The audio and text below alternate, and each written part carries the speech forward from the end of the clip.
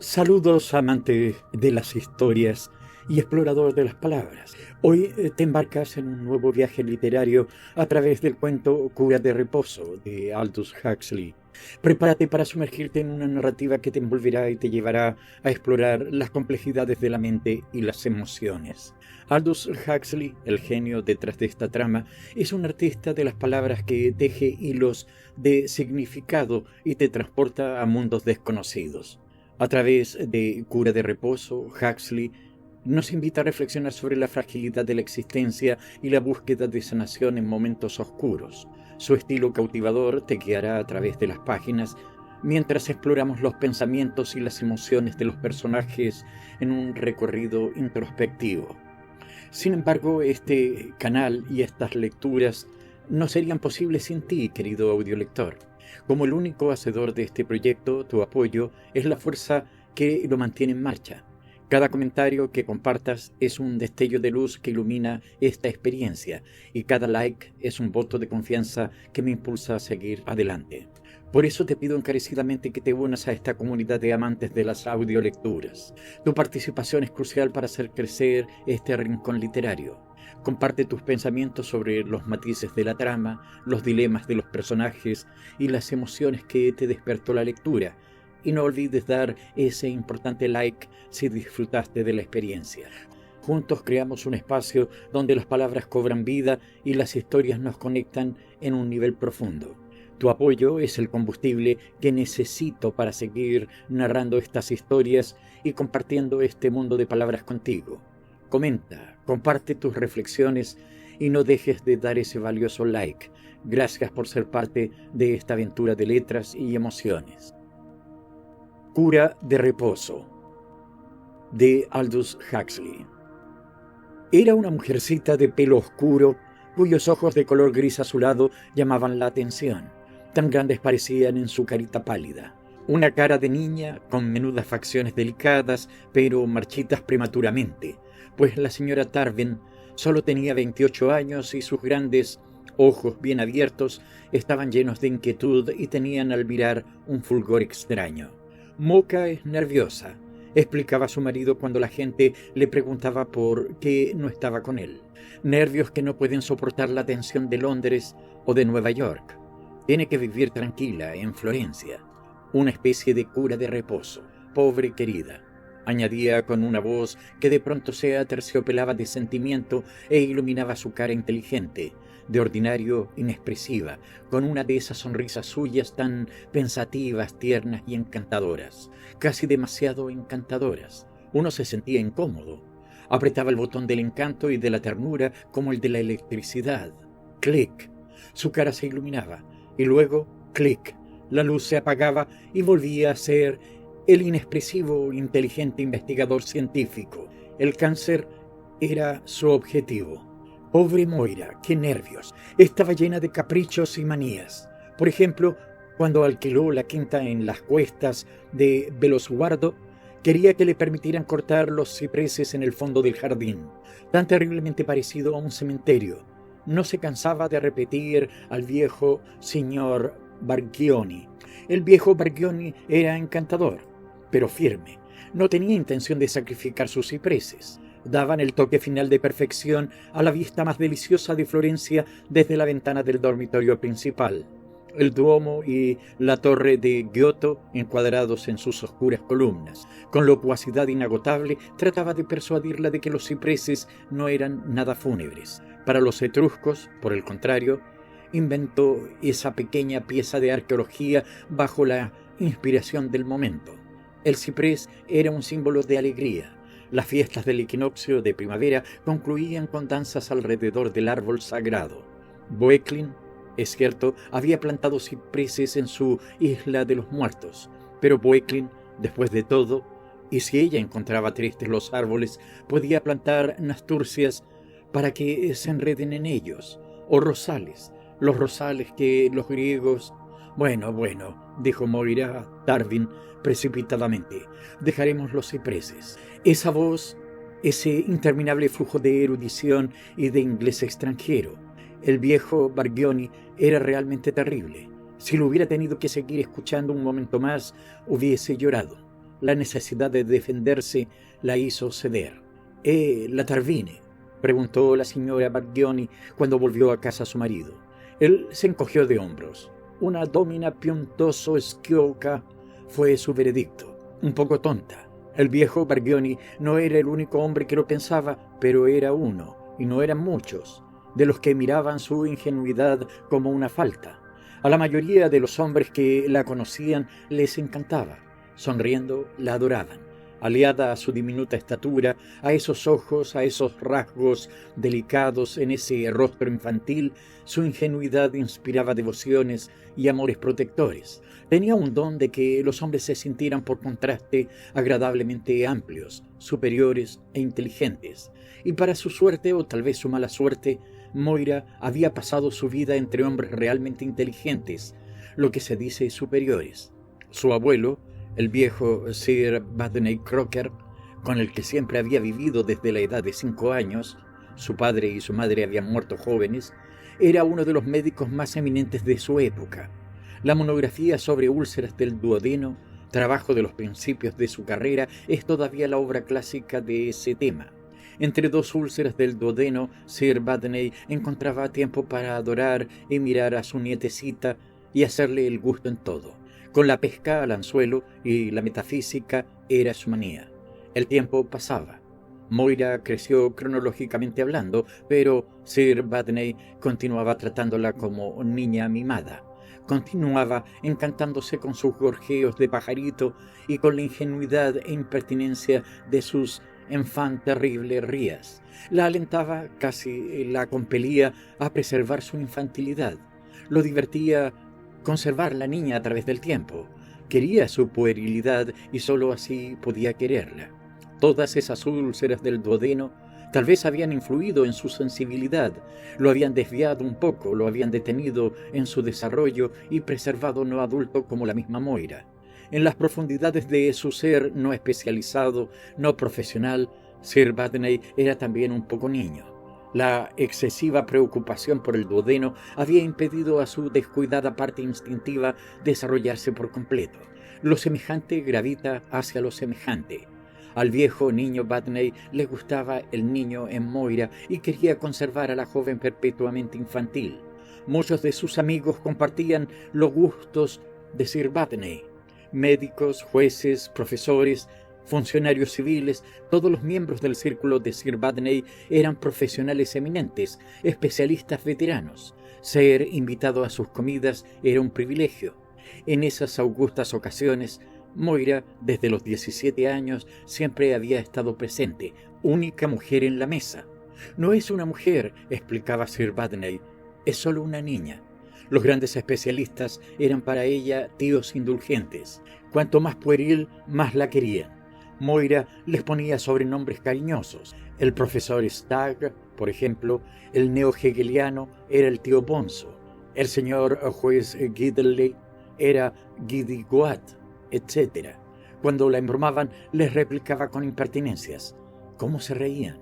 Cuando empezaba a discutir el absoluto o el porvenir industrial de la Gran Bretaña, los interrumpía con alguna observación deliciosamente incongruente que los hacía reír a carcajadas. Exquisita. Y al día siguiente la historia se la contaba a los colegas del tribunal o del hospital, a los camaradas del Ateneo. En los círculos científicos o de profesiones liberales, Moira gozaba de una real celebridad. Al fin, había cesado no solo de ser mujer, sino casi de ser una niña.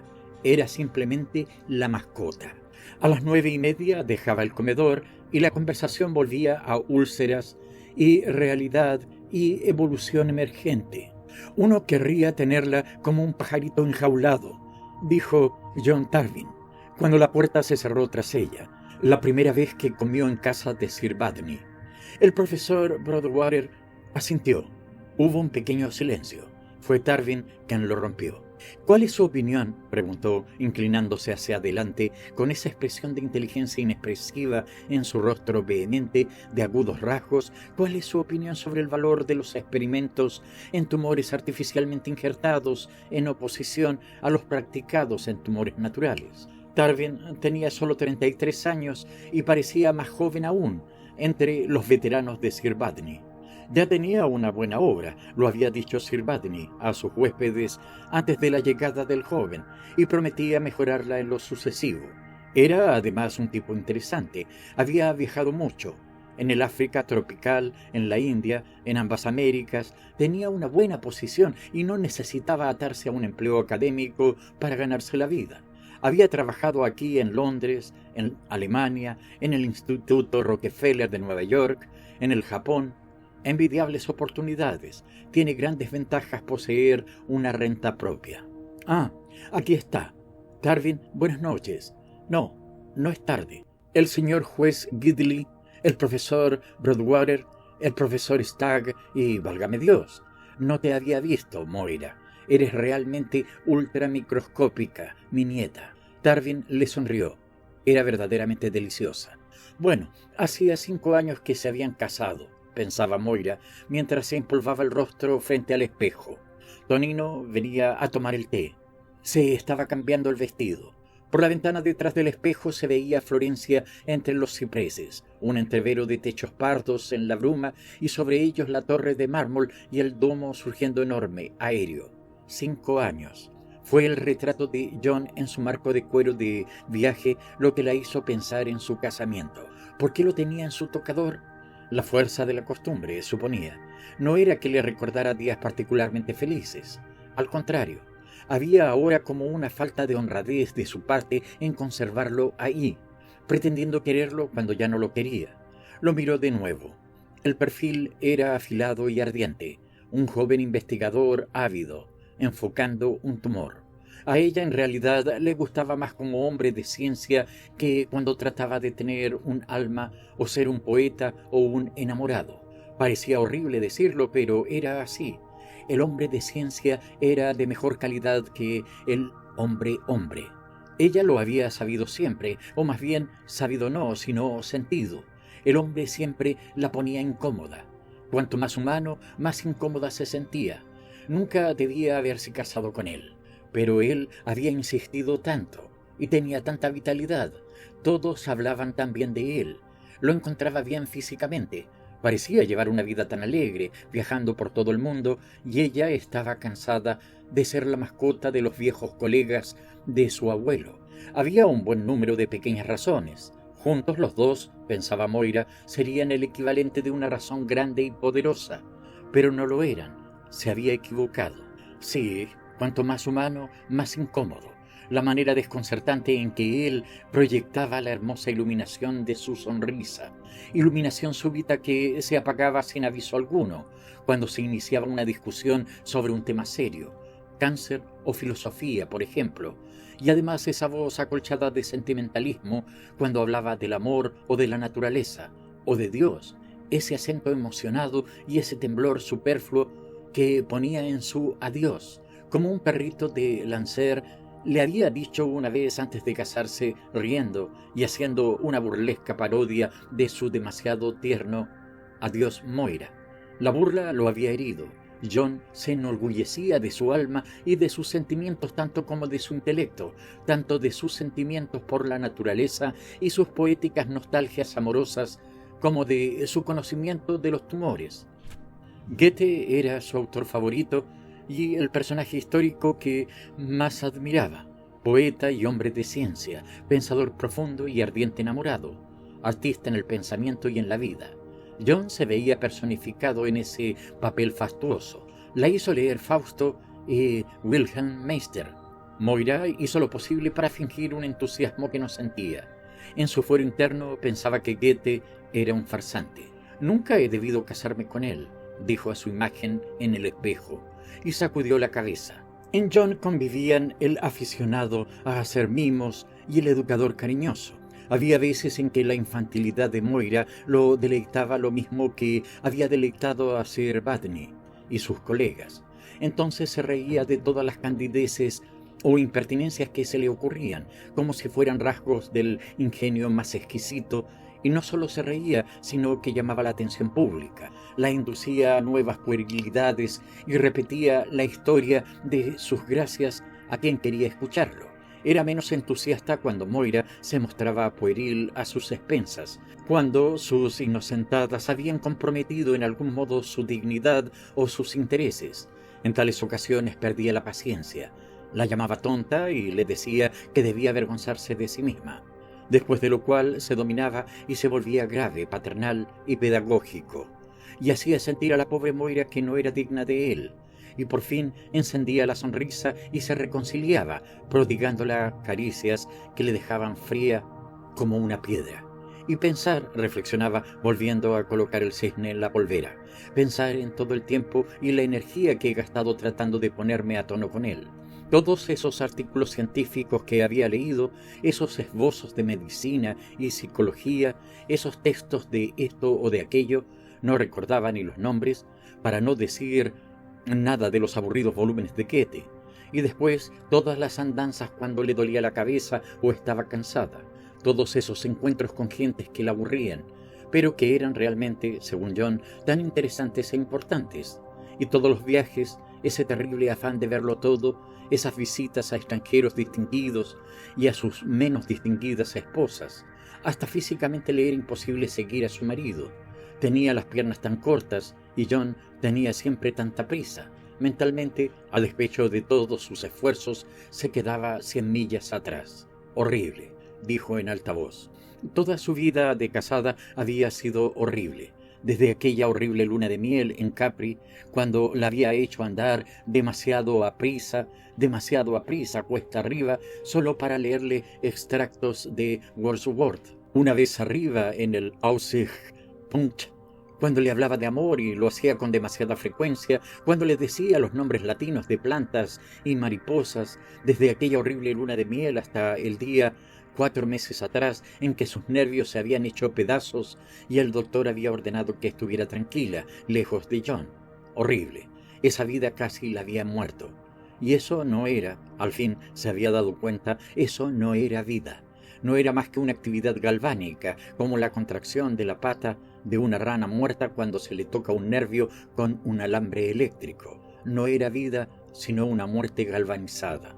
Recordaba la última de sus querellas, antes de la prescripción médica de alejarse. John estaba sentado a sus pies, la cabeza recostada en sus rodillas, y John empezaba a ponerse calvo. A ella le eran insoportables esos largos pelos aplastados sobre el cráneo, y porque estaba cansado con sus investigaciones de microscopio, cansado y, a la vez, habiéndola dejado en paz, gracias a Dios, por más de 15 días, enamorado.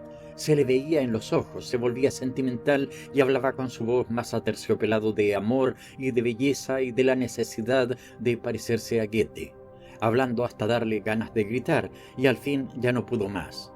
John, por amor de Dios, le dijo casi a punto de perder el dominio de sí, cállate. ¿Qué te pasa?, interrogó, levantando hacia ella sus ojos apenados. Toda esa charla estaba indignada. Pero si tú nunca has querido a nadie más que a ti mismo, ni sentido la belleza de nada, ni más ni menos que ese viejo farsante de Goethe, tú sabes lo que debes sentir cerca de una mujer o mirando un paisaje. Tú sabes lo que siente la gente refinada, y deliberadamente tratas de sentir lo mismo en cabeza propia. John se sintió herido en lo más vivo. ¿Cómo puedes decir eso? Porque es cierto, solo vives intelectualmente con la cabeza, y una cabeza calva por añadidura, agregó Moira riendo sin poder contenerse.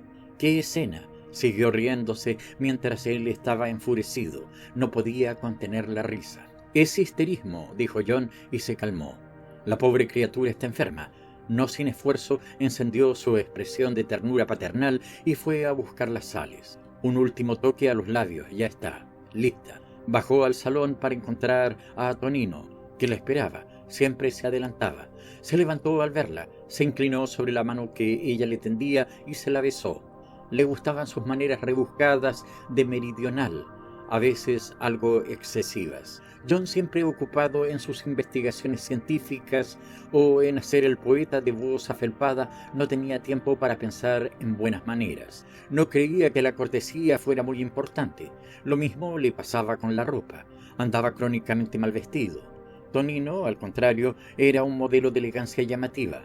Ese traje gris claro, esa corbata color alucema, esos zapatos abigarrados de cabritilla blanca y charol, maravilloso. Uno de los placeres o de los peligros de los viajes por el extranjero es que uno pierde la noción de clase. En su propio país, aun con la mejor voluntad, esto es imposible. El hábito nos hace a nuestra propia clase legible de inmediato como nuestro propio idioma. Una palabra, un gesto son suficientes. Nuestro hombre está clasificado. Pero en el extranjero la gente no es legible. Los defectos de educación nos saltan a la vista. Todos los más sutiles refinamientos, los más finos matices de la vulgaridad se nos escapan. El acento, las inflexiones de voz, el vocabulario, los ademanes, nada nos dicen.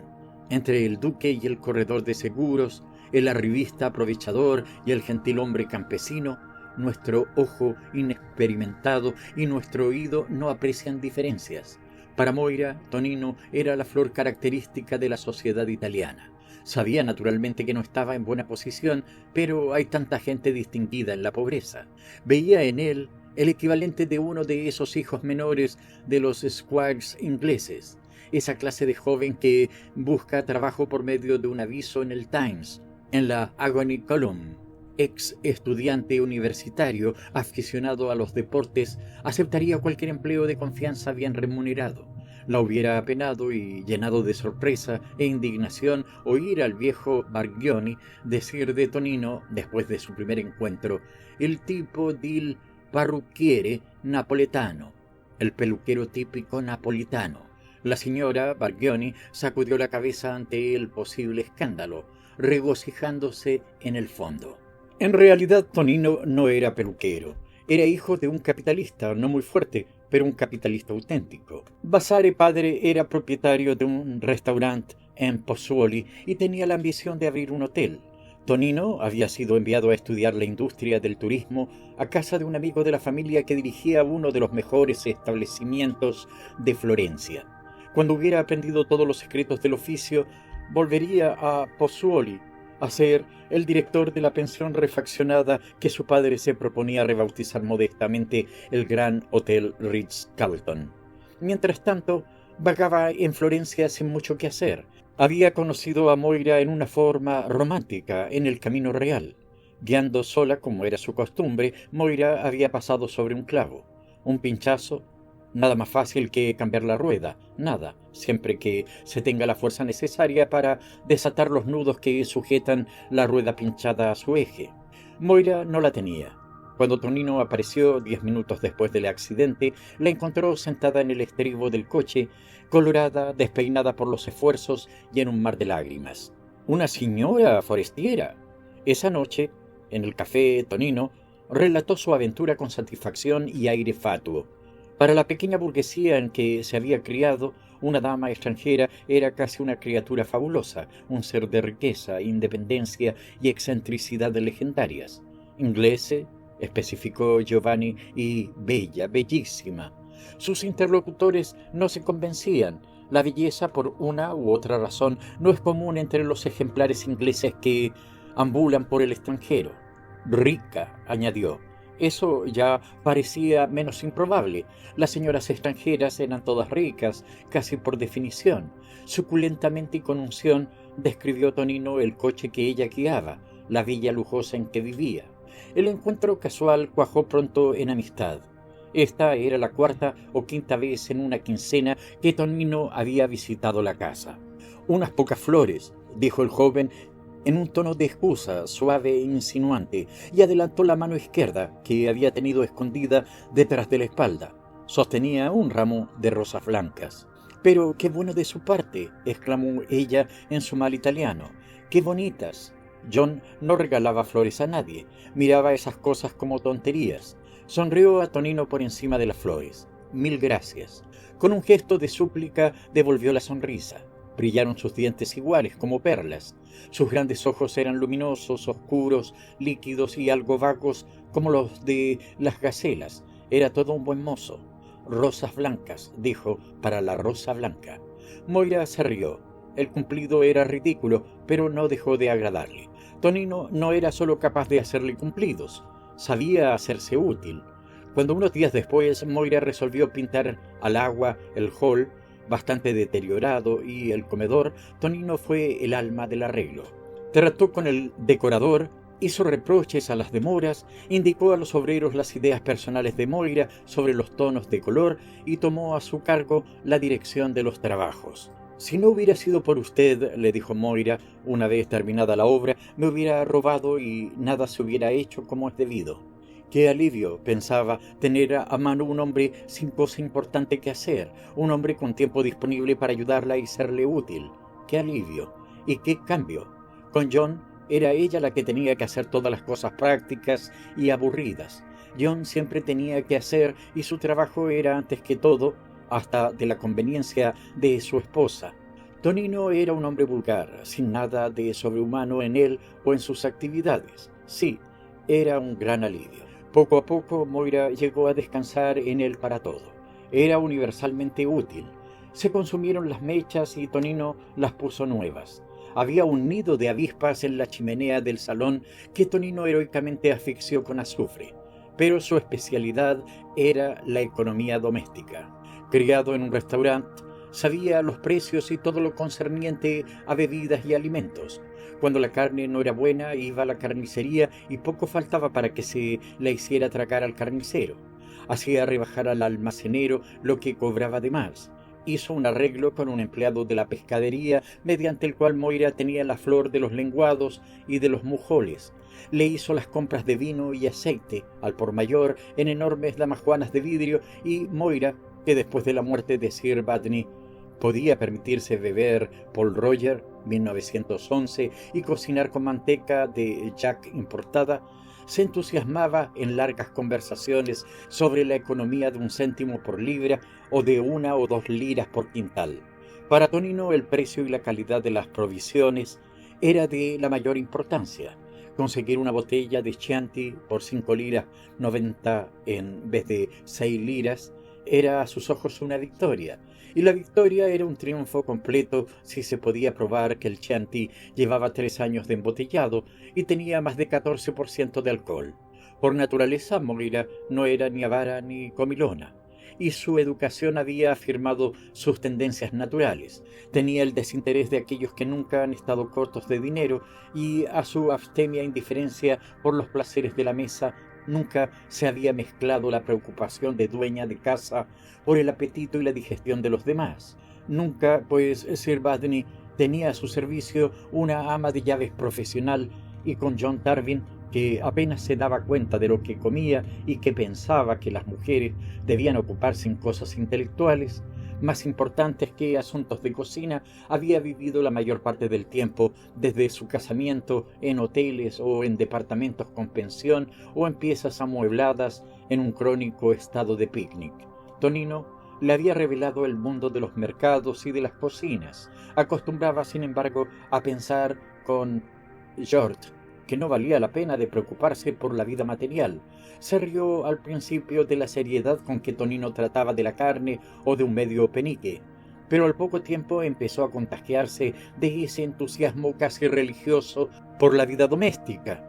Descubrió que la carne y el medio penique eran interesantes después de todo, que eran reales e importantes, mucho más reales e importantes, por ejemplo, que leer a Goethe cuando uno lo encuentra farsante y aburrido. Vigilaba cariñosamente por los más competentes abogados y corredores. La fortuna del finado Sir Badney producía un buen 5% libre de impuestos, pero en la compañía de Tonino podía Moira olvidar el balance de su cuenta de banco. Descendiendo del Sinaí financiero en el que tan alto estaba colocada sobre el común de los mortales, descubrió con él las preocupaciones de la pobreza. Eran curiosamente excitantes e interesantes. Los precios que piden por el pescado en Florencia, decía Tonino después de un silencio, ya agotado el tema de las rosas blancas. Cuando pienso en el precio de los pulpos en Nápoles, es escandaloso. «Escandaloso», repetía Moira con igual indignación. Hablaban interminablemente. El día siguiente el cielo ya no fue azul, sino de un blanco opaco. No había sol, solo un resplandor difuso sin sombras. El paisaje yacía absolutamente sin vida bajo la mirada del cielo muerto como de un pez muerto. Hacía mucho calor, no había viento, el aire apenas respirable parecía de lana. Moira se despertó con dolor de cabeza y sus nervios tenían como una inquieta vida propia, independiente de la suya. Eran como pájaros enjaulados aleteando y revoloteando y piando a la menor alarma, y su cuerpo laxo y dolorido era la pajarera. Contra su voluntad y su intención se sorprendió malhumorada contra la doncella diciéndole cosas desagradables. Como compensación tuvo que darle un par de medias. Ya vestida, quiso escribir algunas cartas, pero su estilográfica le manchó los dedos, lo cual la enfureció de tal modo que la tiró por la ventana. La estilográfica se hizo pedazos abajo en el embaldosado. No tenía otra con que escribir. Era demasiado. Se lavó la tinta de las manos y tomó su bastidor.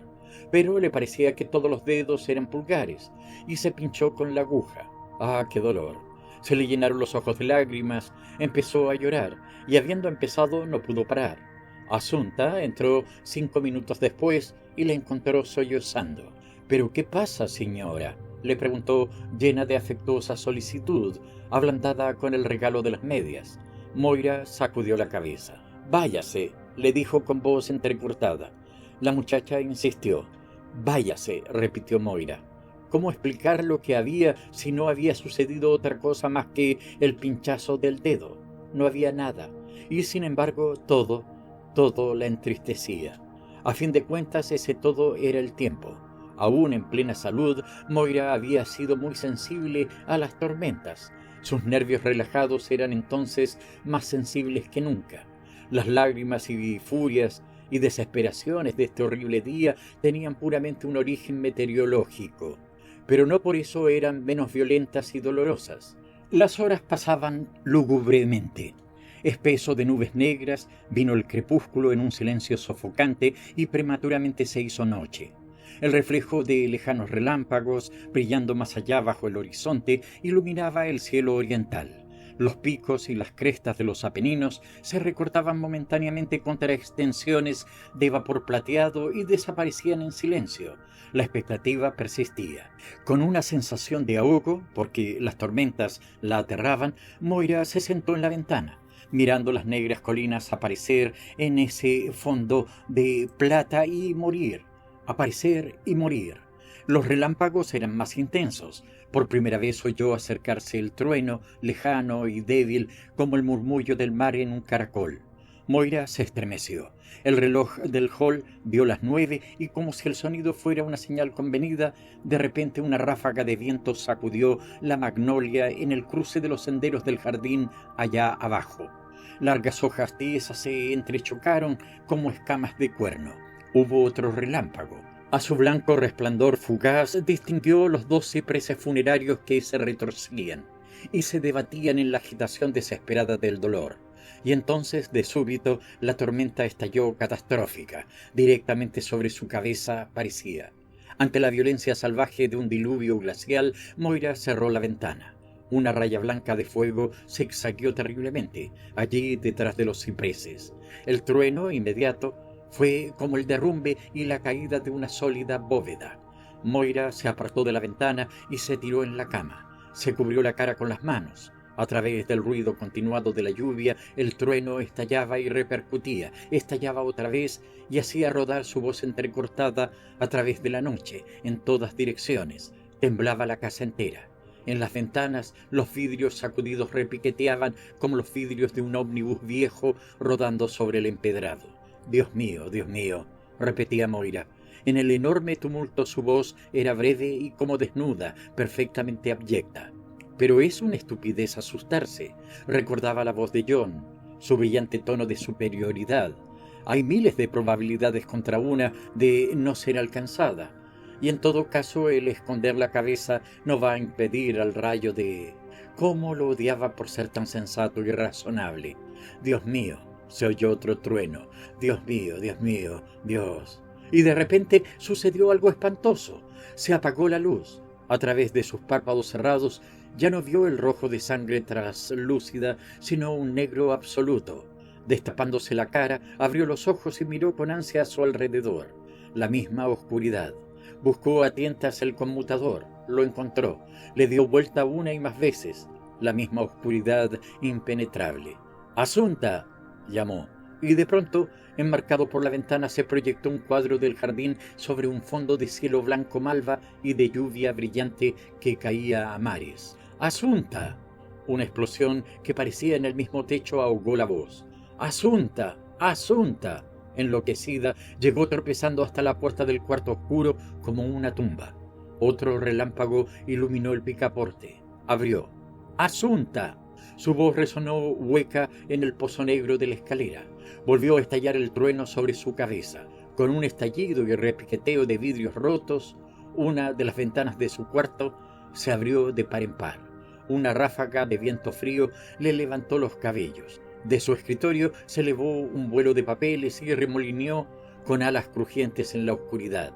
Una le rozó la cara como algo vivo y después nada. Gritó con fuerza. La puerta golpeó tras ella. Aterrada, corrió escaleras abajo como si el diablo la persiguiera. En el hall encontró a Asunta y la cocinera que venían a su encuentro, encendiendo fósforos. «¡Asunta, la luz!». Se colgó del brazo de la muchacha. Solo el trueno respondía. Cuando se apaciguó el ruido, Asunta explicó que los fusibles habían saltado y que no había ni una vela en la casa, ni una, y nada más que otra caja de fósforos. «Pero entonces estaremos a oscuras», dijo Moira histéricamente. Por las 3 relucientes ventanas negras del hall aparecieron 3 cuadros separados del jardín, empapado y desaparecieron. En la pared, los viejos espejos de Venecia, por un instante, parpadearon como ojos muertos vueltos a la vida. «A oscuras», repetía con una insistencia de loca. «¡Ay!», gritó Asunta, dejando caer la cerilla que le quemaba los dedos. El fragor del trueno caía sobre ellas a través de las tinieblas que la falta de luz hacía más densas e impenetrables. Cuando sonó el teléfono, Tonino estaba sentado en la gerencia de su hotel, jugando a las cartas con los 2 hijos del propietario y un amigo. «Alguien quiere hablarle, señor Tonino», dijo el subportero, asomando la cabeza. «Una señora», e hizo un gesto significativo. Tonino, con dignidad, se alejó. Al volver unos minutos después, tenía el sombrero en una mano y con la otra se abotonaba el impermeable. «Lo siento», dijo, «tengo que salir». «¿Salir?», repitieron los otros incrédulos. Tras las ventanas con los postigos cerrados, la tormenta rugía como una catarata con salvajes explosiones. «¿Pero dónde?», le preguntaron. «¿Por qué? ¿Estás loco?». Tonino se encogió de hombros como si no fuera nada a salir en un huracán, como si fuera su costumbre. «La señora Forestiera», explicó fastidiado con la pregunta. «La Tarvin le pedía que fuera enseguida a Pelosguardo. Los fusibles, ni una vela en la casa, completamente a oscuras, desesperada, los nervios. Pero con una noche semejante no eres electricista». Los 2 hijos del propietario hablaban en coro. Les parecía, y eso los indignaba, que Tonino se dejaba explotar. Pero el tercer joven se recostó en la silla riendo. «Vai, caro, vai», y amenazando con el dedo le dijo con intención: «Ma fatti pagare per il tuo lavoro». «Hazte pagar el trabajo». Berto era un conquistador, un especialista avesado en materia de estrategia amorosa, un experto reconocido. «Toma la oportunidad». Los otros hicieron eco a su risa desagradable. Tonino, por su parte, asintió con la cabeza, ensayando una sonrisa. El taxi, por las calles desiertas, se hundía en el agua y salpicaba como una fuente viajera. Tonino, sentado en el coche oscuro, rumiaba el consejo de Berto. Por cierto, era bonita, pero no sabía por qué apenas se le había ocurrido pensar en ella como en una querida. Había sido cortésmente galante con ella, por principio y por la fuerza de la costumbre, pero sin idea de conquista, y cuando se dio cuenta de que ella no respondía a sus avances, le había sido indiferente. Pero tal vez hubiera debido sentirlo y hubiera debido poner mayor empeño. En el medio de Berto, era como una obligación deportiva hacer lo posible para seducir todas las mujeres a mano. El hombre más admirable era el hombre que contaba más mujeres en su haber. Realmente encantadora, pensaba Tonino en su fuero interno, tratando de entusiasmarse con ese juego. Sería un triunfo de que podría enorgullecerse, y más tratándose de una extranjera, y tan rica. Sentía una satisfacción íntima en el gran coche, en la casa, en los sirvientes, en la platería. «Certo», se dijo complacido, «mi vuol bene». Ella simpatizaba con él, no cabía duda. Meditativamente se acarició el rostro. Los músculos se distendieron bajo sus dedos. Se sonreía consigo mismo en la oscuridad inocentemente, la sonrisa ingenua de una prostituta. «Moira», dijo en altavoz, «Moira strano che il nome, piuttosto ridicolo». Moira le abrió la puerta. Había estado mirando por la ventana, esperando. «Tonino». Le tendió ambas manos. Nunca se había sentido más feliz de ver a alguien. El cielo se volvió un momento de un blanco malva detrás de él mientras se detuvo en la puerta abierta. Los faldones de su impermeable se agitaron con el viento. Una ráfaga húmeda entró con él helando el rostro de Moira. El cielo se puso negro de nuevo. Cerró él la puerta con un golpe. Estaban en completa oscuridad. «Tonino, es demasiado bueno de haber venido. Sí, demasiado». El trueno que la interrumpió parecía el fin del mundo. Moira se estremeció. «Dios mío», murmuró, y de pronto llorando oprimió la cara contra el chaleco de Tonino, que la sostuvo en sus brazos acariciándole el cabello. El siguiente relámpago le mostró el sitio del sofá. En medio de la oscuridad que se sucedió, la condujo a través del cuarto, se sentó y empezó a besar la cara húmeda de lágrimas. Ella estaba quieta en sus brazos, como una criatura asustada que al fin encuentra un amparo. Tonino la oprimía en sus brazos, besándola con dulzura una y otra vez. «Te amo, Moira», murmuraba, y era cierto. Oprimiéndola, tocándola así en la oscuridad, la quería. «Te amo», como la amaba. «Ti voglio un bene inmenso», repetía con pasión, con una honda y cálida ternura nacida de súbito de la oscuridad y del dulce y ciego contacto. Pesada y cálida como la vida, Moira yacía apretada contra él. Su cuerpo se curvaba, pleno y sólido, bajo sus dedos. Sus mejillas eran frescas y redondas, sus párpados redondos y trémulos, húmedos de lágrimas, su boca tan dulce bajo el contacto de sus labios. «Te amo, te amo». Estaba sin aliento de tanto amor y sentía como si hubiera un hueco en el centro de su ser, un vacío de ternura deseosa de colmarse, que solo Moira podía colmar, un vacío que la atraía hacia él, en él, que la absorbía como un vaso vacío absorbe el agua. Inmóvil, con los ojos cerrados, inmóvil, estaba ella en sus brazos, dejándose beber por su ternura, ahogarse en el vacío absorbente de su corazón. Feliz en su pasividad, abandonándose a esa dulce insistencia apasionada. «Fatti pagare, fatti pagare». El recuerdo de las palabras de Berto transformó de golpe al enamorado en un sportsman del amor, con una reputación que guardar y con récords que sostener. «Fatti pagare». Arriesgó una caricia más íntima, pero Moira se retrajo con tal estremecimiento al contacto que renunció, avergonzado de sí mismo. «Ebbene», le preguntó Berto cuando regresó, una hora después. «¿Arreglaste los fusibles?» «Sí, los arreglé». «¿Y cobraste?» Tonino sonrió con la sonrisa del sportsman de amor.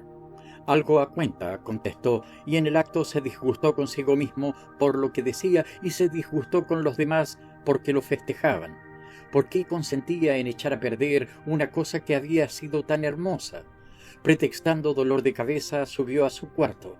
La tormenta había pasado y la luna brillaba ahora en un cielo claro. Abrió la ventana y miró afuera. El Arno, río de tinta y mercurio, corría murmurando. Abajo, en la calle, brillaban los charcos como ojos abiertos. Lejos, en la opuesta ribera, el fantasma de Caruso cantaba en un gramófono: «Stretti, stretti, nel stasi de amore». Tonino estaba emocionado profundamente. A la mañana siguiente el cielo estaba azul, el sol brillaba en las hojas barnizadas de la magnolia, el aire era modesto y quieto. Sentada ante el tocador, Moira miró por la ventana, preguntándose incrédula si algo como una tormenta era posible. Pero las plantas estaban tronchadas sobre los canteros, los caminos alfombrados de hojas y pétalos dispersos. A despecho de la brisa suave y del sol, los horrores de la noche eran algo más que un mal sueño. Moira suspiró y empezó a cepillarse el cabello. En su marco de cuero El perfil de John Tarvin se destacaba, brillantemente fijo en tumores imaginarios. Con los ojos puestos en él, Moira continuó cepillándose maquinalmente el cabello. Luego, de pronto, interrumpiendo el ritmo de sus movimientos, se levantó, tomó el cuadro y, atravesando el cuarto, lo arrojó fuera de su vista encima del gran armario. Ahí volvió a su sitio y, llena de una especie de temoroso engreimiento, prosiguió el peinado interrumpido. Cuando estuvo vestida, bajó a la ciudad y pasó una hora en la joyería de Estepasi. Cuando salió dirigiéndose a Lungarno, la saludaron como a una princesa. No fume de esos, le dijo a Tonino esa tarde, al querer tomar un cigarrillo de la caja de plata sobre la chimenea. Tengo algunos egipcios de los que a usted le gustan. Los he comprado especialmente para usted. Y sonriendo le entregó un paquetito. Tonino se lo agradeció profusamente, demasiado profusamente, según su costumbre. Pero cuando abrió el paquete y vio el oro mate de una gran cigarrera, solo pudo mirarla con embarazoso y escrutador asombro. ¿No le parece bonita?, preguntó Moira. Maravillosa, pero titubeó un momento, ¿es para mí? Moira se rió encantada de su cortedad. Nunca lo había visto cohibido. Era siempre el joven de mundo dueño de sí, seguro, inexpugnable, bajo su armadura de buenas maneras meridionales.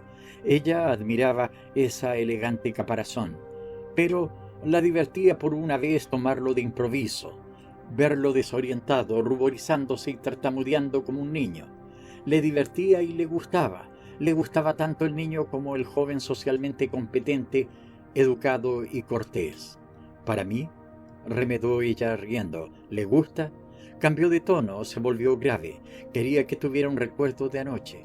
Tonino le tomó las manos y las besó en silencio. Lo había recibido con una alegría tan natural, con tanta desenvoltura, como si nada hubiera pasado entre ellos, que las tiernas referencias, tan cuidadosamente preparadas al subir la cuesta, quedaron inéditas. Temió decir lo que no debía y ofenderla, pero ahora el encanto estaba roto por la misma Moira. Uno no debe olvidar sus buenas acciones, le dijo, abandonándole sus manos. Cada vez que saque un cigarrillo, recordará cuán bueno y gentil ha sido con una tontita. Tonino tuvo tiempo de recobrar su aplomo. Recordaré la más adorable, la más bella, teniéndole siempre las manos. La miró un momento en silencio. Intencionadamente, Moira sonreía. Moira.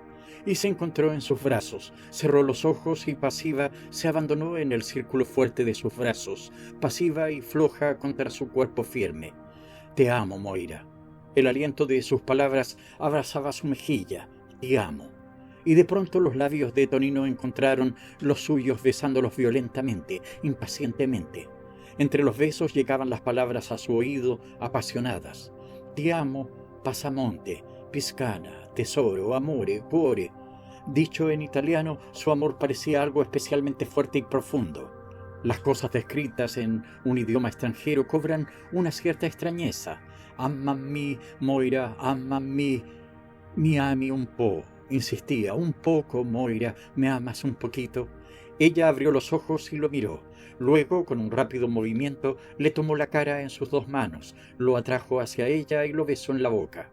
Sí, murmuró, te amo. Y dulcemente lo alejó. Tonino quiso besarla de nuevo, pero Moira sacudió la cabeza y se desasió de sus brazos. No, dijo bondadosa y perentoriamente a la vez, no hay que afearlo todo. Pasaban los días calientes y dorados. Se acercaba el verano. Los ruiseñores invisibles cantaban en la frescura de la tarde. Lucignolo, se decía Moira a sí misma al escuchar el canto. Lucignolo. Hasta los ruiseñores eran sutilmente melodiosos en italiano. El sol se ponía. Sentados en una pequeña glorieta al fondo del jardín, miraban ensombrecerse el paisaje. Sobre la colina, allá abajo, los muros blancos de las granjas y las villas se recortaban con nítida claridad contra los olivos crepusculares, como llenos de un sentido nuevo y extraño. Moira suspiró. «Estoy tan feliz», dijo.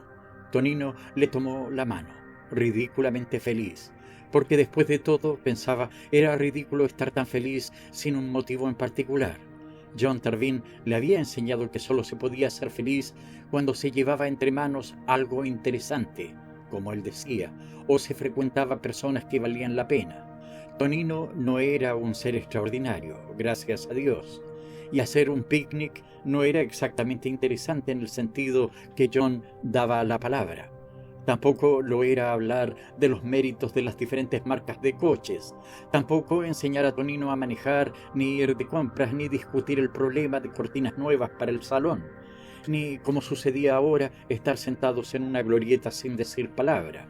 A pesar, o a causa de lo cual, era feliz con una felicidad sin precedente. Ridículamente feliz, repetía. Tonino le besó la mano. «Y yo también», dijo, y no era simple cortesía. A su manera era realmente feliz con Moira. Cuando lo veían sentado a su lado en el magnífico auto amarillo, la gente le tenía envidia. Era ella tan bonita y elegante y también tan exótica. Tenía orgullo de que lo vieran andar con ella. Y la cigarrera y el bastón con puño de ágata montado en oro que le había regalado para su cumpleaños. Además, y sin darse bien cuenta, estaba muy enamorado. Por algo la había abrazado y acariciado en la oscuridad la noche de la tormenta. Algo de esa honda y apasionada ternura, nacida de pronto de la noche y de aquel ciego y mudo contacto, subsistía en él, subsistía aún después que el deseo físico que entonces le había inspirado hubiera sido satisfecho por sustitución. Y bajo los sabios consejos de Berto, habían sido satisfechos con frecuencia.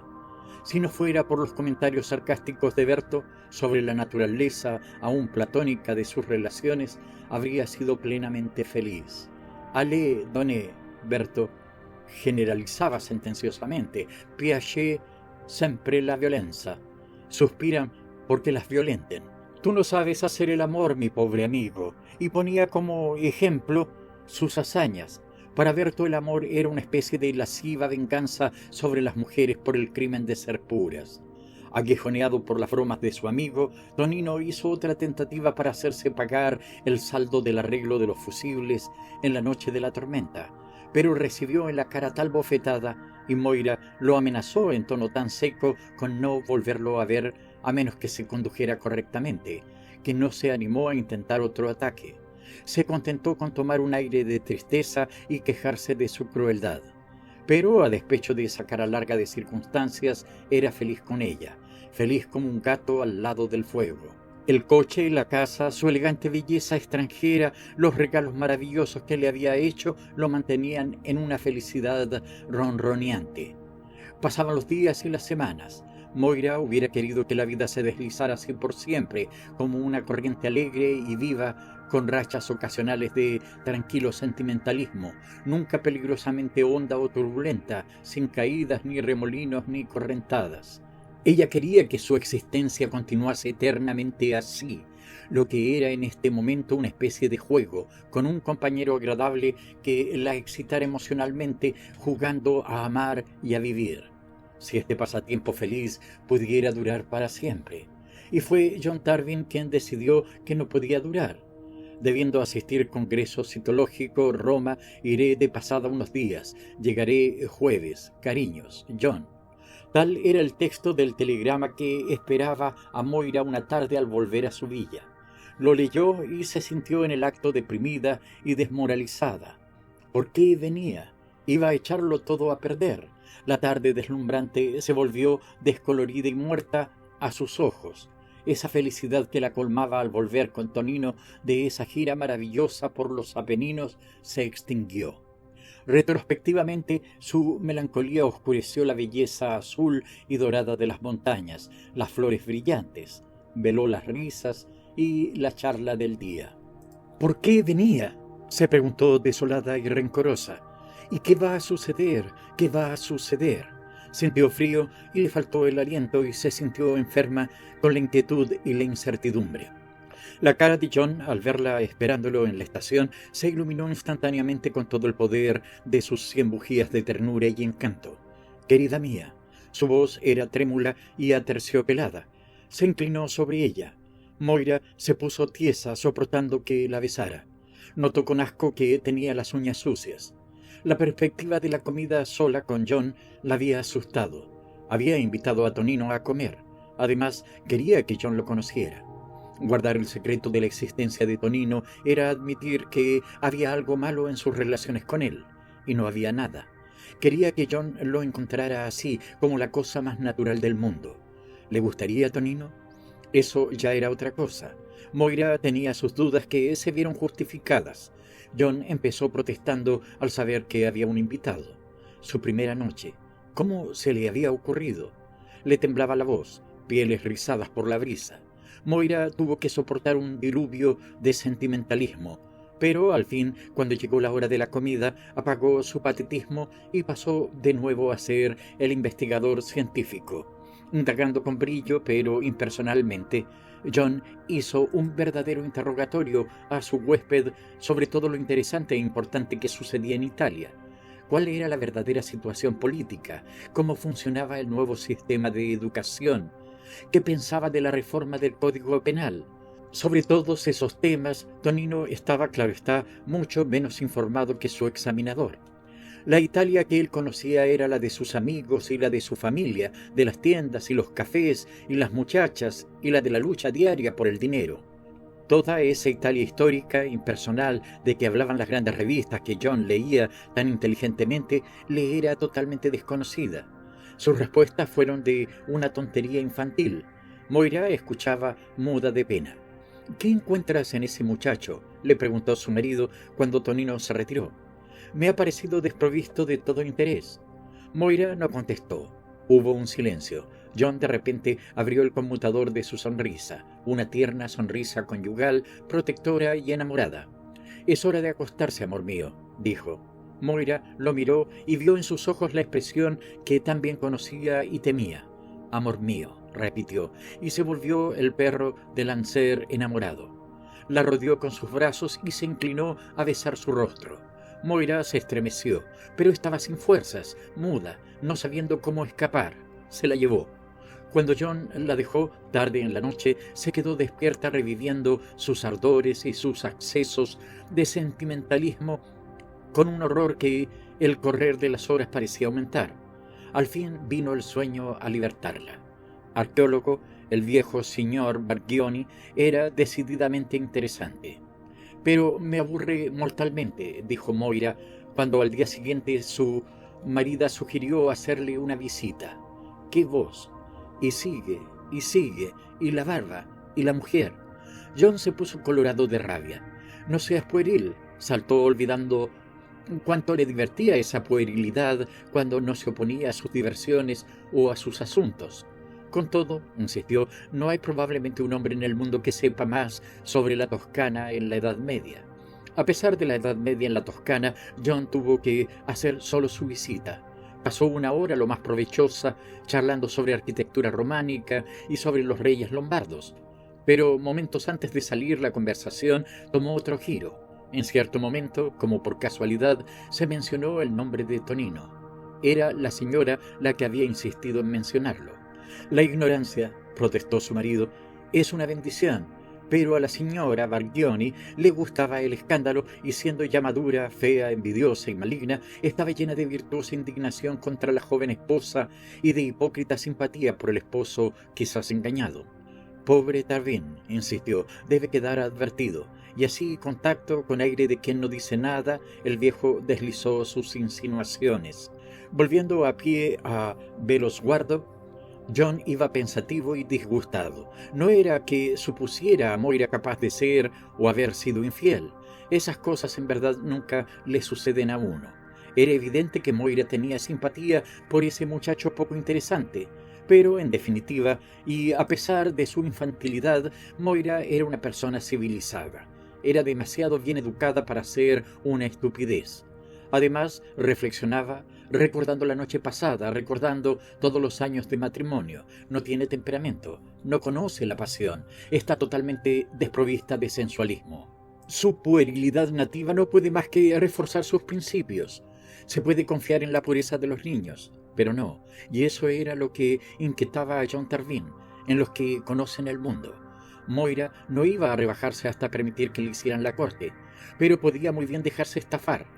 El viejo Bargioni había sido muy discreto y no se había comprometido, pero era evidente que consideraba al joven como un aventurero, a la pesca de cualquier cosa que le fuera provechosa. John, andando, frunció el ceño y se mordió los labios. Al llegar a su casa encontró a Moira y a Tonino dirigiendo la colocación de las nuevas fundas de cretón en las sillas del salón. «Despacito, despacito», decía Moira al tapicero cuando él entró. Volvió la cara al ruido de sus pasos. Una nube pareció oscurecer el brillo de su rostro al mirarlo, pero hizo un esfuerzo para conservar su alegría. «Ven a ver, John», le dijo, «es como querer meter una vieja bien gorda dentro de un traje muy estrecho. Ridículo». Pero John no le devolvió la sonrisa. Su rostro era una máscara de una gravedad de piedra. Se dirigió con aire altanero hasta un sillón, saludó brevemente con la cabeza a Tonino y al tapicero, y se plantó ahí a observar el trabajo como si fuera un extraño, y lo que es peor, un extraño hostil. La vista de Tonino y de Moira charlando y riendo había hecho nacer en su alma una súbita y violenta furia. «Aventurerillo, repugnante», se repetía ferozmente a sí mismo detrás de su máscara. «Es una tela muy bonita, ¿no te parece?», dijo Moira. Contestó con un gruñido. «Y muy moderna», agregó Tonino.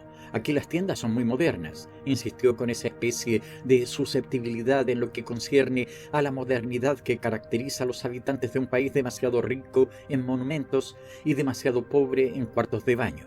«¿De veras?», dijo John sarcásticamente. Moira frunció el ceño. «No tienes idea lo útil que me ha sido Tonino», afirmó con cierto calor. Tonino empezó a negar efusivamente que ella tuviera nada que agradecerle. John Tarvin lo interrumpió. «Oh, no tengo ninguna duda que te haya sido útil», dijo con el mismo tono sarcástico y con una risita despreciativa. Hubo un incómodo silencio. Entonces Tonino se despidió. Apenas hubo salido, Moira se encaró con su marido. Tenía pálido el rostro y los labios le temblaban. «¿Cómo te atreves a hablar así a uno de mis amigos?», preguntó con una voz que la ira hacía temblar. John se encolerizó. «Porque quiero verme libre de ese tipo», le contestó, y caída la máscara, su cara descubierta era una furia. «Es repugnante ver a un individuo de esa calaña rondar la casa. Un aventurero, aprovechando tu estupidez, explotándote. Tonino no me explota, y después de todo, ¿qué sabes tú?». Se encogió de hombros. «No hay más que oír lo que dice la gente». «Ah, son esos viejos imbéciles, ¿no?». Odiaba a los Bargioni, los odiaba. En vez de agradecer a Tonino su ayuda, ha hecho más por mí que tú. «John, tú con tus horribles tumores y tu rancio Fausto». El tono despreciativo de su voz era incisivo. «Sola tengo que luchar o hundirme, y cuando alguien se me acerca y es humano y bueno conmigo, lo insultas, y sufres un ataque de celos rabiosos porque le estoy normalmente agradecida». John había tenido tiempo de acomodarse la máscara. «Yo no sufro ningún ataque de rabia», dijo tragando su enojo y hablando lenta y fríamente. «Solo quiero que no seas una presa posible de bellos y jóvenes gígolos de negra cabellera salidos del bajo fondo napolitano». «John, aunque el asunto sea platónico», prosiguió, «como estoy seguro que lo es, pero no quiero tener cerca un gigolo, aunque sea platónico». Hablaba fríamente, lentamente, con el propósito deliberado de herirla todo lo posible. «¿Cuánto te ha sacado hasta ahora?». Moira no contestó, pero le volvió la espalda bruscamente y salió corriendo. Tonino acababa de bajar la colina, cuando la insistencia de fuertes cornetazos le hicieron volver la cara. Un gran automóvil amarillo estaba sobre él. «Moira», exclamó asombrado. El coche se paró a su lado. «Suba», le ordenó casi furiosa, como si estuviera enojada con él. Hizo lo que le decían. «¿Pero dónde piensa ir?», le preguntó. «No sé, a cualquier parte. Tomemos el camino de Bolonia, por las montañas». «Pero no lleva sombrero», objetó, «ni abrigo». Por toda respuesta ella se rió y, poniendo el coche en movimiento, se lanzó a la carrera. John pasó la tarde solitario. Empezó a hacerse reproches. «No he debido hablarle tan brutalmente», pensaba, cuando supo la partida precipitada de Moira. Cuántas cosas tiernas y dulces le diría a su vuelta para compensar su rudeza, y entonces, cuando hicieran las paces, le hablaría con dulzura paternalmente sobre los peligros de las malas amistades. Ya la anticipación de lo que le iba a decir iluminaba su rostro con una bella sonrisa. pero cuando pasaron 3 cuartos de hora del tiempo de la comida y se sentó solitario ante platos recocidos, cambió de humor. Si quiere enojarse, que se enoje, y a medida que las horas pasaban se le endurecía el corazón. Dio el reloj la medianoche. Su enojo empezó a entibiarse con un cierto temor. ¿No le habría sucedido algo? Estaba inquieto, pero por principio y con firmeza se fue a la cama. 20 minutos después oyó en la escalera los pasos de Moira y luego su puerta que se cerraba. Había vuelto. Nada le había pasado. Absurdamente se sintió exasperado con ella, sabiéndola sana y salva. ¿Vendría a darle las buenas noches? Esperó. Como ausente, entre tanto, Moira se desvistió mecánicamente. Pensaba en todo lo que había pasado en esa eternidad, desde que dejó la casa.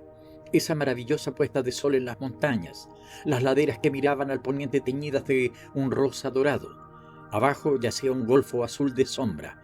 Contemplaban todo eso en silencio hasta que ella de pronto murmuró: «Bésame, Tonino». Y al contacto de sus labios había sentido bajo la piel como un temblor delicioso. Se apretó contra él, ceñido por sus brazos, el cuerpo era firme y sólido.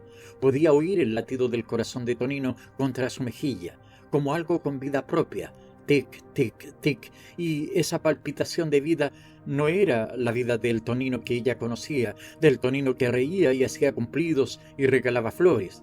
Era la vida de un poder misterioso independiente, un poder con el cual el personaje familiar de Tonino estaba asociado, pero sin relación apenas con él. Moira se estremeció, misterioso y aterrador, pero era un terror atrayente, como un negro abismo que nos atrae. «Bésame, Tonino, bésame». Palideció la luz, las colinas se volvieron informes masas chatas contra el cielo. «Tengo frío», dijo ella al fin, tiritando. «Vamos». Cenaron en una pequeña posada allá arriba, entre 2 pasos.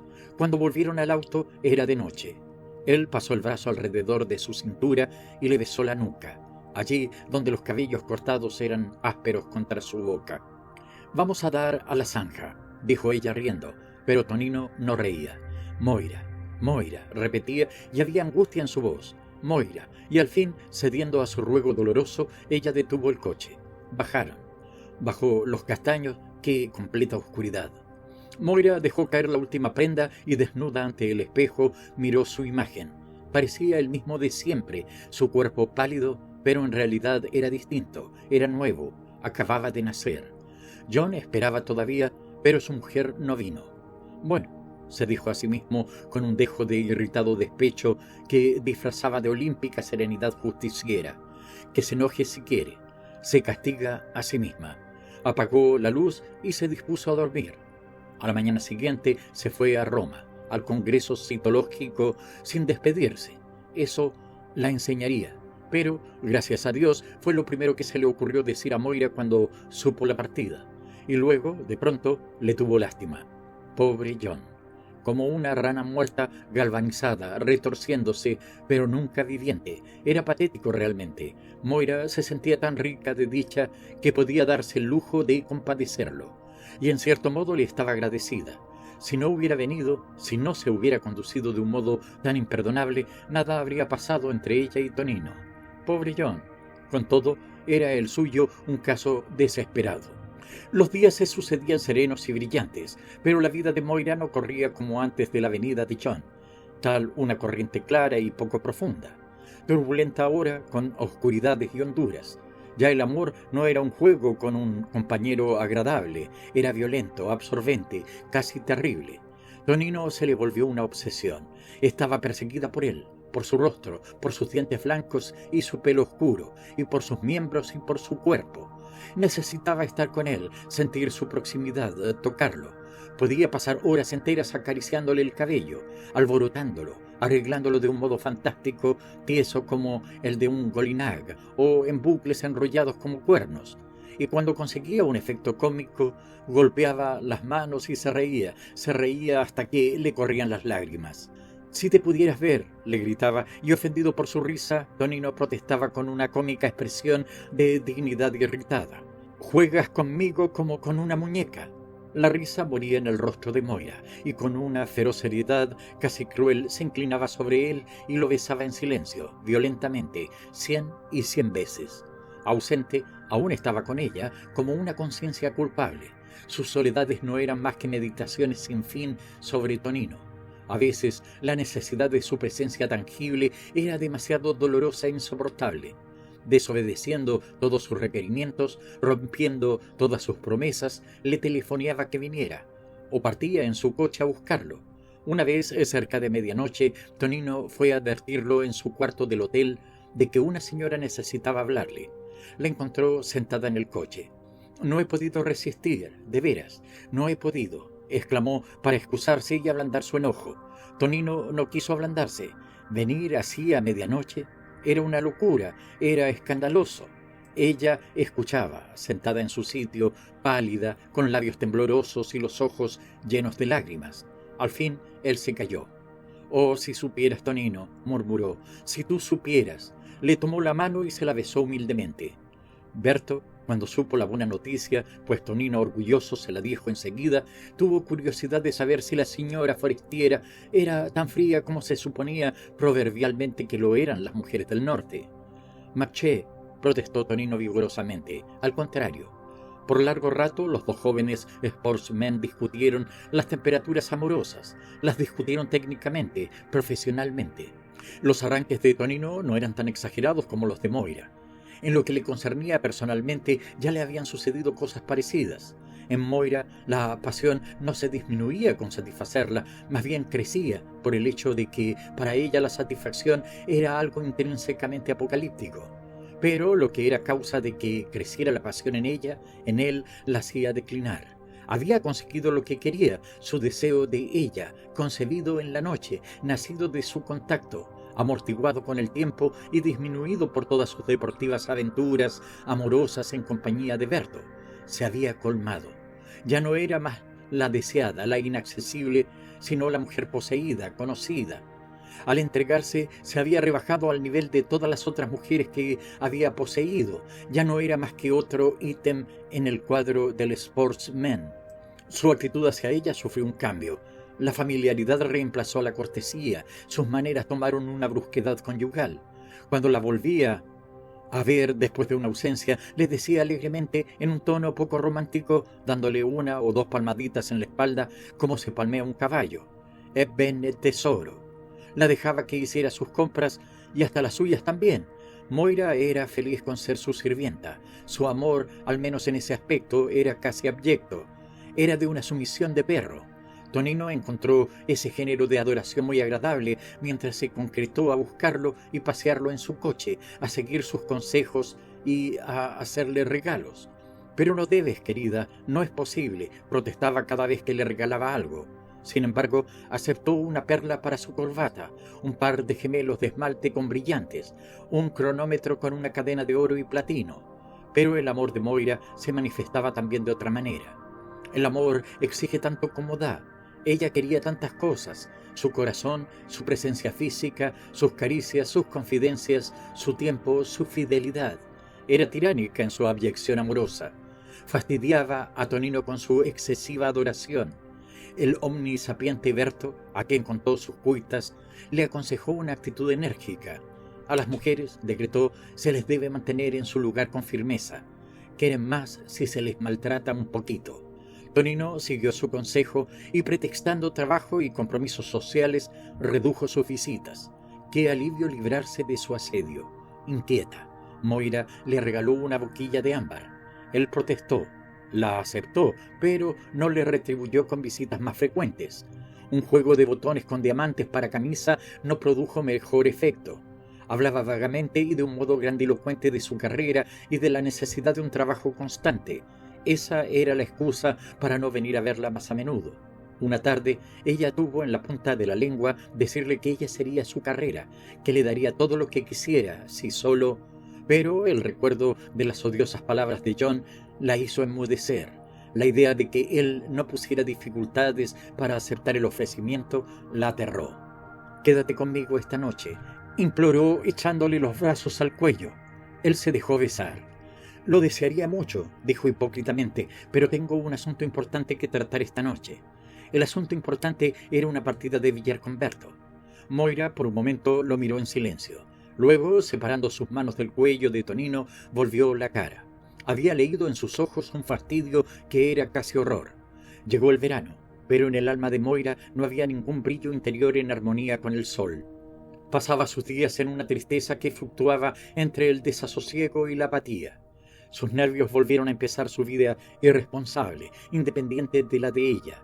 Sin motivo real y contra su voluntad tenía accesos incontrolables de furia, o de lagrimeo, o de risa. Cuando Tonino venía a verla, casi siempre a despecho de sus buenos propósitos, montaba en amarga cólera o prorrumpía en una risa histérica. Pero, ¿por qué estoy así?, se preguntaba. Me le hago odiosa. Pero en la próxima visita se conducía exactamente lo mismo. Era como si estuviera poseída por el demonio. Y no era solo su espíritu el que estaba enfermo. Cuando subía la escalera demasiado aprisa, parecía que el corazón detenía por un instante sus labios y que se le oscurecía la vista. Tenía dolor de cabeza casi a diario, perdió el apetito y no digería la comida. En su carita pálida y delgada, sus ojos parecían enormes. Cuando se miraba en el espejo, se encontraba horrible, vieja y repulsiva. No es extraño que me deteste, pensaba, y por horas cavilaba y cavilaba con la idea de que se había vuelto físicamente desagradable para ver y tocar, corrompiendo el aire con su aliento. La idea se le volvió una obsesión, indescriptiblemente penosa y humillante. «Questa donna», se quejaba Tonino con un suspiro al regreso de sus visitas. «¿Por qué entonces no la abandonas?» Berto era hombre de medidas radicales. Tonino protestaba que no tenía valor. La pobre mujer sería demasiado infeliz. También lo complacía una buena mesa y pasear en un auto de precio y que su guardarropa se enriqueciera con suntuosos aditamentos. Se contentaba con quejarse y ser un mártir cristiano. Una noche su antiguo amigo Carlos Menardi le presentó a su hermana. Desde entonces soportó su martirio con menos paciencia todavía. Luisa Menardi solo tenía 17 años, era fresca, sana, provocativamente bonita, con inquietos ojos negros, que decían muchas cosas y una lengua mordaz. Las citas de negocios se hicieron más frecuentes. Moira quedó abandonada a sus cavilaciones sobre el horrible tema de la repulsión que inspiraba. Y luego, de golpe, la actitud de Tonino hacia ella sufrió otro cambio. Se volvió de nuevo asiduamente tierno, atento, cariñoso. En vez de endurecerse en un indiferente encogimiento de hombros ante sus lágrimas, en vez de responder con enojo al enojo histérico de Moira, fue paciente con ella y le mostró una gentileza dulce y gozosa.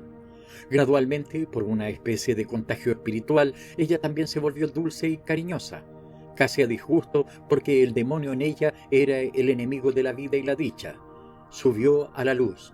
«Mi hijo querido», había escrito el viejo Vasari en su inquietante y elocuente carta, «yo no soy de los que acusan débilmente al destino. Toda mi vida no ha sido más que un largo acto de fe y de indomable voluntad. Pero hay golpes bajo los cuales tambalea el hombre más fuerte, golpes que...»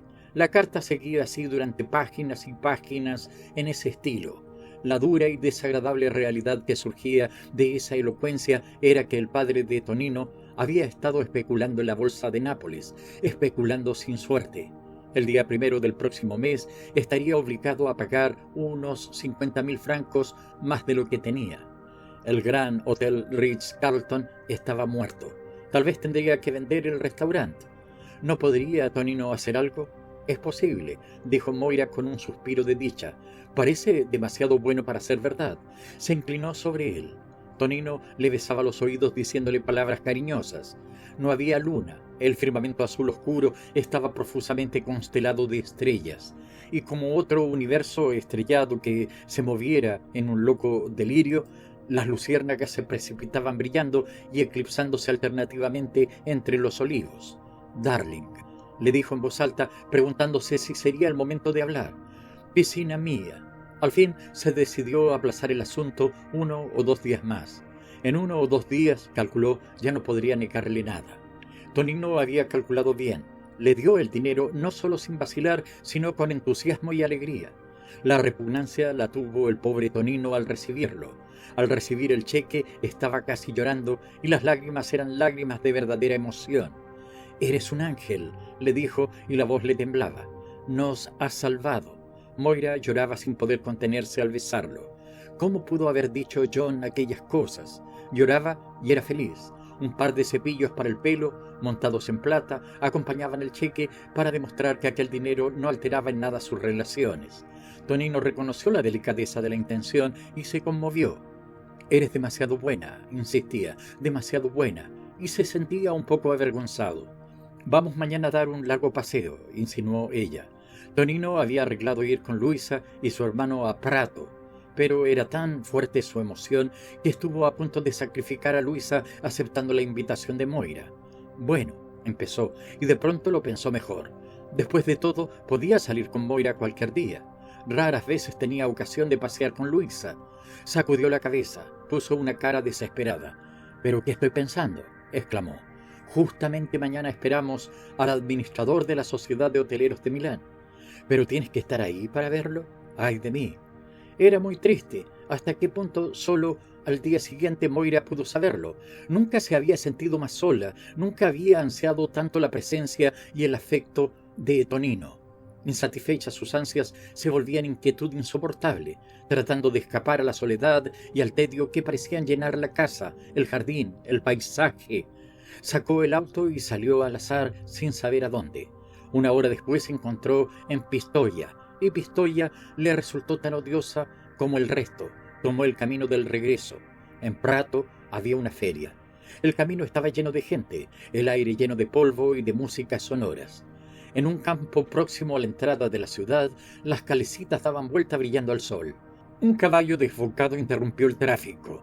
Moira detuvo el auto y miró la multitud a su alrededor. Los columpios, las calecitas, los miró con fría hostilidad y disgusto, odioso. Y de pronto vio a Tonino montado en un cisne en la calecita más próxima con una muchacha vestida de muselina rosa, sentada delante, entre las blancas alas y el arqueado cuello. Subiendo y bajando mientras avanzaba, el cisne desapareció. La música tocaba But poor Papa, he's got nothing at all. El cisne apareció de nuevo. La muchacha de rosa miraba sobre el hombro, sonriendo. Era muy joven, una linda, vulgar, regordeta y vendiendo salud. Los labios de Tonino sonreían tras ese muro de ruido. ¿Qué decía? Todo lo que Moira supo es que la muchacha reía. Su risa era como una explosión de joven vida sensual. Tonino levantó la mano y le agarró el moreno brazo desnudo. Como un planeta ondulante, el cisne, una vez más, desapareció de la vista de Moira. Mientras tanto, el caballo desbocado se había sosegado y el tráfico empezaba a moverse. Detrás de ella una corneta sonaba insistentemente, pero Moira no se movía. Algo en el fondo del alma deseaba repetir y prolongar su agonía. ¡Ju, ju, ju! No prestaba atención. Subiendo y bajando el cisne otra vez surgió de su eclipse. Esta vez Tonino la vio. Sus ojos se encontraron. La risa de golpe desapareció de su rostro. «¡Porca Madonna!», gritó detrás de ella el motorista enfurecido. «¿No puede seguir?». Moira puso el auto en movimiento y salió a la carrera por el camino polvoriento. El cheque estaba en el correo. «Todavía hay tiempo», pensó Tonino, «de anularlo». «Está silencioso», le dijo Luisa bromeando mientras volvían a Florencia.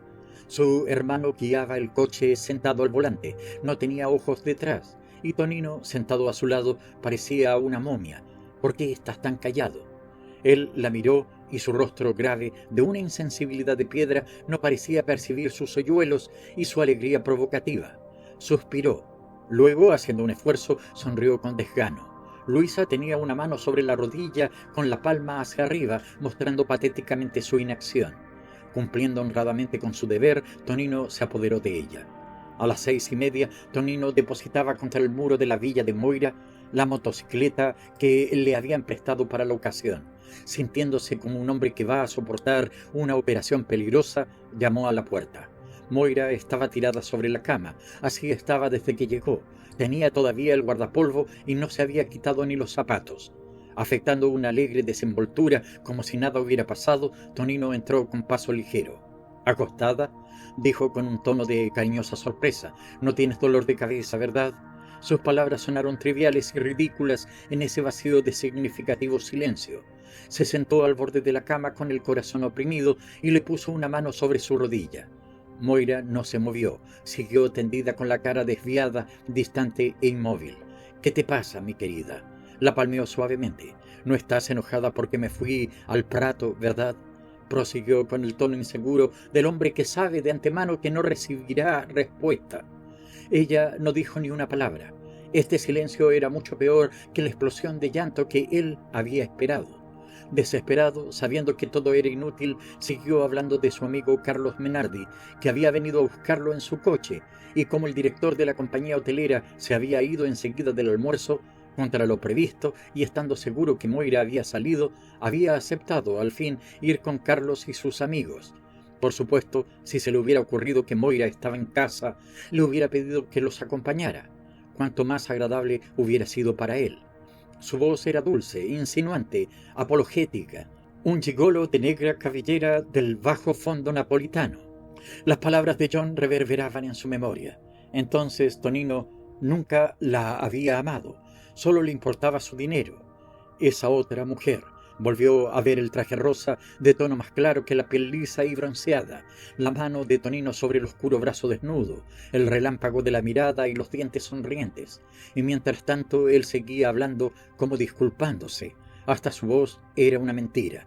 «Vete», le dijo al fin sin mirarlo. «Pero mi querida», inclinándose sobre ella, trató de besar la mejilla desviada. Entonces se volvió y con toda su fuerza lo golpeó en el rostro. «¡Demonio!», le gritó furioso con el dolor de la bofetada. Sacó el pañuelo para enjugarse el labio ensangrentado. «Está bien». La voz le temblaba de rabia. «Si quieres que me vaya, me iré, y con mucho gusto». Pesadamente se alejó. La puerta se cerró con un golpe tras él.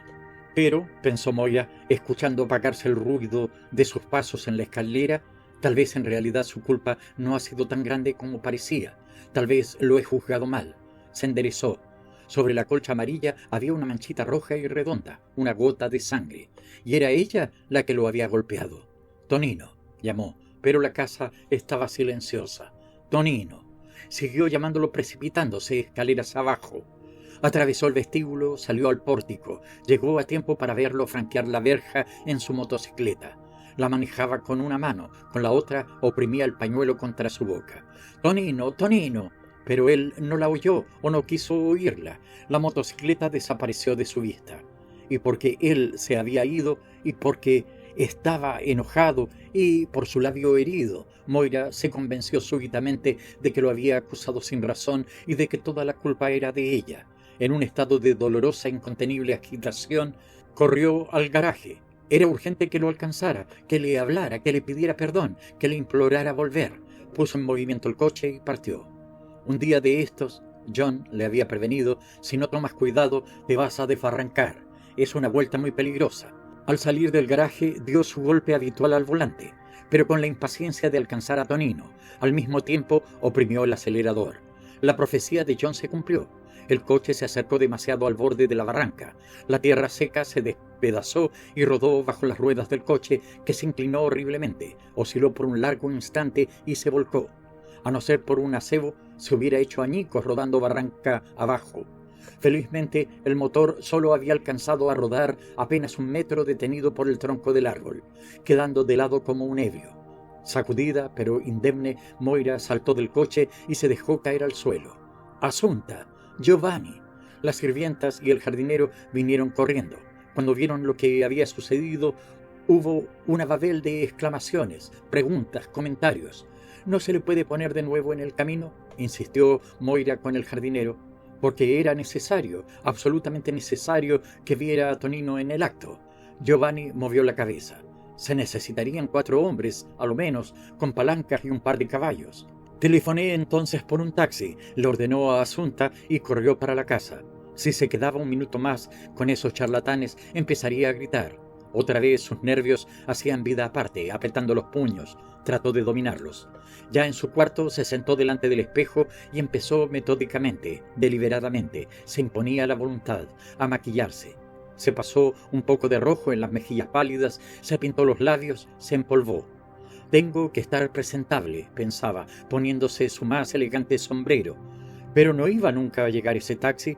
Luchó con su impaciencia. Mi cartera, se dijo. Voy a necesitar dinero para el taxi. Estaba satisfecha consigo misma al verse tan llena de previsión, tan fríamente práctica. Sí, naturalmente, mi cartera. Pero, ¿dónde está la cartera? Recordaba con tanta claridad haberla tirado en la cama al volver, pero no estaba. Miró bajo las almohadas, levantó la colcha. Tal vez se había caído al suelo. ¿Sería posible que después de todo no la hubiera puesto en la cama? Pero no estaba en el tocador, ni sobre la chimenea, ni en ninguno de los estantes, ni en los cajones del guardarropa. ¿Dónde? ¿Dónde? Y de pronto se le cruzó una idea terrible. Tonino. ¿Era posible? Los segundos pasaban. La posibilidad se le volvió una atroz certidumbre. Un ladrón al par que un...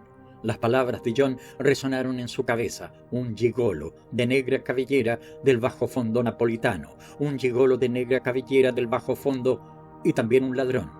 El bolso era de malla de oro. Contenía más de 4.000 liras. Ladrón. Se quedó inmóvil, dura, rígida, con los ojos fijos. Entonces algo pareció deshacerse en sus adentros. Lloró a gritos como si de golpe la atormentara un dolor insoportable. El estampido de un balazo los hizo subir a todos. La encontraron atravesada en la cama con la cara para abajo, respirando aún débilmente, pero antes de llegar el médico ya estaba muerta. En una cama colocada como la suya dentro la alcoba, era difícil arreglar el cuerpo. Cuando retiraron la cama de su sitio, se oyó un ruido de algo duro que caía al suelo con un sonido metálico. Asunta se agachó a mirar el suelo. «Es un bolso», dijo. «Debió de quedar apretado entre la cama y la pared». La lectura del cuento Cura de Reposo de Aldous Huxley ha llegado a su cierre. Ahora te invito a compartir tus impresiones y enriquecer nuestra comunidad. ¿Qué aspecto de Cura de Reposo te dejó pensando al finalizar la lectura? Tu perspectiva agrega valor a nuestra comprensión colectiva. ¿Identificaste alguna idea o mensaje profundo en la historia que te llamó la atención? Comparte tus reflexiones para que todos podamos explorar diferentes interpretaciones. En Cura de Reposo, ¿hubo algún personaje o momento en particular que te impactó? Comparte tus pensamientos sobre cómo los elementos de la historia resonaron contigo. Tu participación es esencial para que este canal siga floreciendo. Cada comentario que dejes contribuye a una discusión enriquecedora y cada like es un gesto que nos impulsa a continuar. Te insto a que compartas tus ideas y perspectivas y no olvides marcar tu apoyo con un like. Gracias por ser parte de esta comunidad de lectura y por hacer posible este proyecto.